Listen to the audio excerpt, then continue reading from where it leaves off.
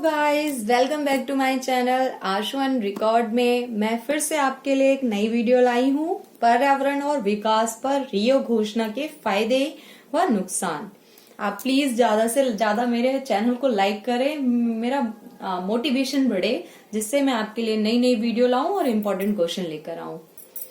पर आज ये वीडियो शुरू करते हैं। पर्यावरण तथा विकास पर संयुक्त राष्ट्र का सम्मेलन लोकप्रिय रियो पृथ्वी अध्याय के नाम से जाना जाता है।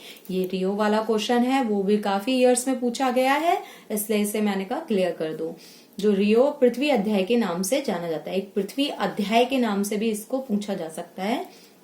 रियो सम्मेलन में करीब 100 से अधिक राज्यों और सरकारों के प्रतिनिधियों ने भाग लिया है। अंतर्राष्ट्रीय सम्मेलन में भाग लेने वाली कि यह सबसे अधिक संख्या है। अंतर्राष्ट्रीय जो सम्मेलन है वो सबसे ज्यादा किस में भाग लिया गया है? रियो घोषणा पत्र में। रियो योजना जो है पृथ्वी अध्याय में मानव गतिविधियों के पर्यावरण पर पड़ रहे नकारात्मक प्रभाव को उजागर किया है। इसमें क्या किया गया है?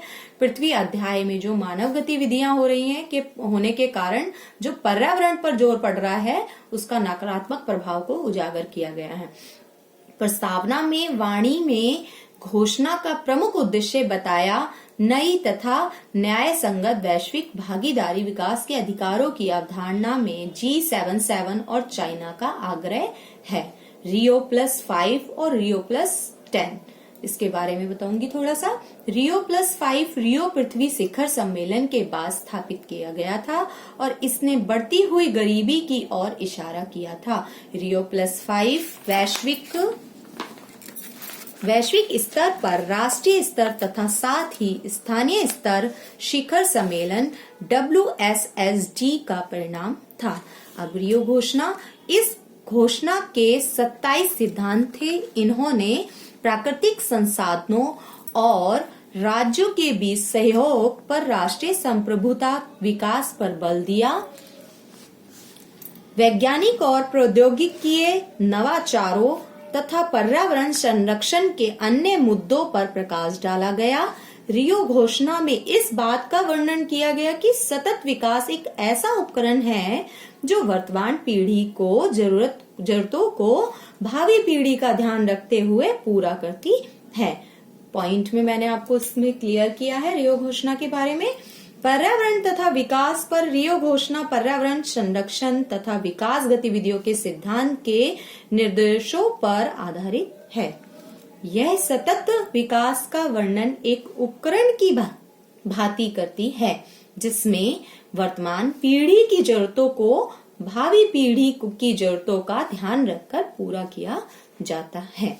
जैसे सेकंड पॉइंट, जैसे पेट्रोल है तो ये आने वाले टाइम में हम जो वेस्ट कर रहे हैं हमारे बच्चे नहीं देख पाएंगे, तो उस तरीके के जो वो होती हैं जो मतलब कि घटनाएं होती हैं उनके बारे में ये रियो घोषणा फोर्स करता है, ध्यान देता है कि इन तरफ हमारा ध्यान देने की जरूरत है।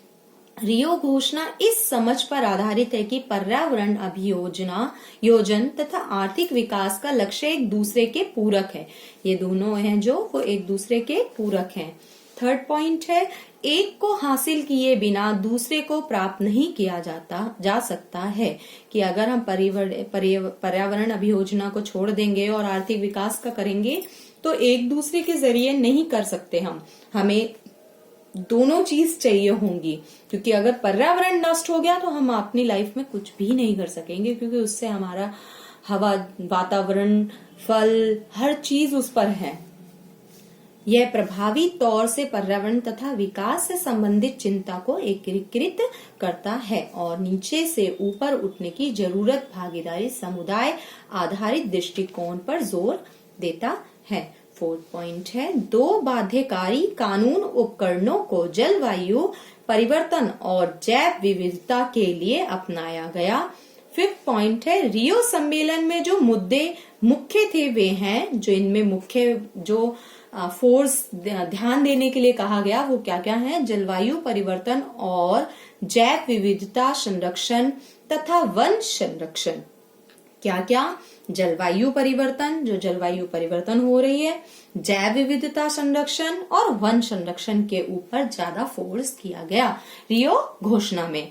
नेक्स्ट है, किंतु रियो पृथ्वी सम्मेलन में उत्तर तथा दक्षिण के देशों के बीच विचारों के विभाजन को भी चिन्ह किया गया, कि जो ये इन दोनों के बीच जो विचार हैं उनको भी उसमें दिखाया गया रियो घोषणा पत्र में। विकासशील देशों में पर्यावरण चिंता को अमीरों की बीमारी के रूप में देखा जाता है, इसलिए पर्यावरण तथा विकास पर रियो घोषणा इस प्रकार की बाधाओं से बचने के लिए बनाई गई थी। ये हमारा पॉइंट क्लियर होता है। आई होप आपको रियो घोषणा पत्र अच्छे से समझ आया होगा। लाइक करें, सब्सक्राइब करें ज्यादा से ज्यादा।